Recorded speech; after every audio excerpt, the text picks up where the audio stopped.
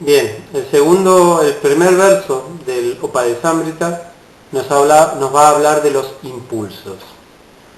De una manera u otra, Rupa Goswami, al explicar esos 6 impulsos, prácticamente va a decir todas las exigencias corporales que tenemos. Todas las exigencias que requieren el cuerpo que no nos permiten estar completamente en paz. Se podría decir que una persona que carece de estos impulsos vive una suprema paz, porque no hay nada más allá de esto que nos fuerce a hacer las distintas cosas en el mundo. Por ejemplo, la lengua. Cuando hubo un día en que la lengua no nos impulsó, ¿no?, a satisfacerla. El estómago, cuando hay hambre, el órgano genital con sus distintas manifestaciones, siempre tratando de atraer al sexo opuesto, la influencia de la mente en todas sus variadas manifestaciones, siempre exigiendo algo, los deseos, la codicia, furia, especulación filosófica, las exigencias de la ira. Todos estos impulsos de alguna manera nos fuerzan siempre a distintas actividades. Rupa Goswami va a hablar acerca de estos 6 impulsos y va a decir que hay que tolerarlos. No va a explicar cómo hacerlo en este verso. Lo único que dice es que si uno los tolera, entonces es capaz de hacer discípulos es capaz de tener discípulos en todo el mundo. Solamente tolerarlos a base de la fuerza, tal como hace un gyani, no nos va a sacar, no vamos a poder mantener este tipo de control.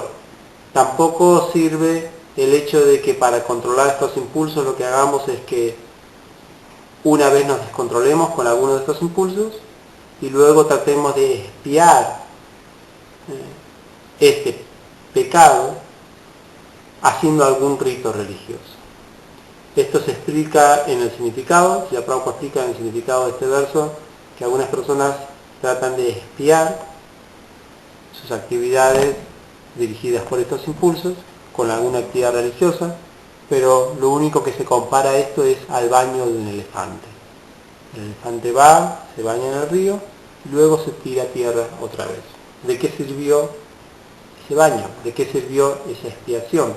Si todavía el espíritu que lleva, o la actitud que lleva a esta persona de dejarse llevar por los impulsos, todavía sigue en ella. Por lo tanto, si queremos saber cómo controlar estos impulsos, debemos investigar acerca de las actitudes que Rupa Goswami nos va a presentar, tanto en los versos 2 como en los versos 3. Especialmente en esos 2 versos se dan las características o las actitudes, el espíritu que tenemos que tener hacia este mundo, que permiten que los impulsos naturalmente se controlen.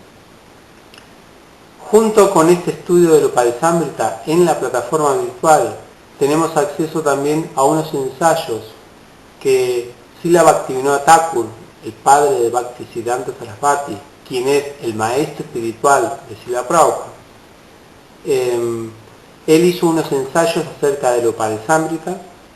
Los devotos de ISKCON lo publicaron y lo llamaron Bhakti Aloka, y está publicado en nuestra plataforma virtual. Pueden tener acceso a esta publicación entrando a materiales complementarios. Se llama Bhakti Aloka, ensayos de Bhaktivinoda Thakur. Él explica en forma muy detallada, lo recomiendo que lo lean, cómo cada una de las actitudes, de los consejos de Rupa Goswami, de los versos 2 y 3, nos ayudan a controlar naturalmente los impulsos que se describen en el verso 1. Él va a hacer una diferencia entre, por ejemplo, el consejo del verso 1 de tolerar los impulsos de la lengua y el estómago, y, por ejemplo, el primer consejo del verso 2 que dice Atyahara, no acumular más de lo necesario.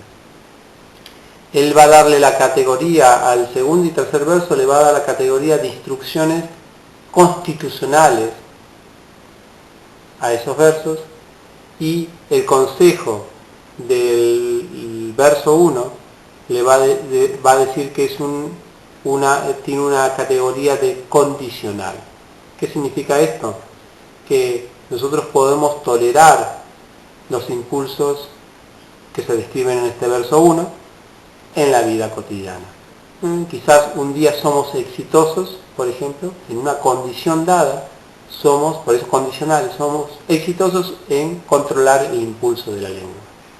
Pero nosotros necesitamos una constitución, un espíritu constitucional, algo que una forma de ser, un estado de ánimo, una disposición de ánimo, una actitud que permita que naturalmente estos impulsos se controlen.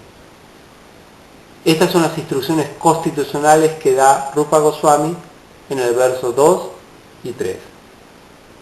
Esto lo vamos a analizar más en nuestro encuentro semanal, cuáles son las actitudes que están detrás de esas instrucciones de Rupa Goswami, pero también en el siguiente video vamos a hablar un poquito vamos a profundizar un poco en estas instrucciones. Bien, eso es lo que podemos decir del verso 1. Es importante, como volvemos a reiterar, que estos impulsos se controlen con las actitudes constitucionales más que simplemente a base de la fuerza.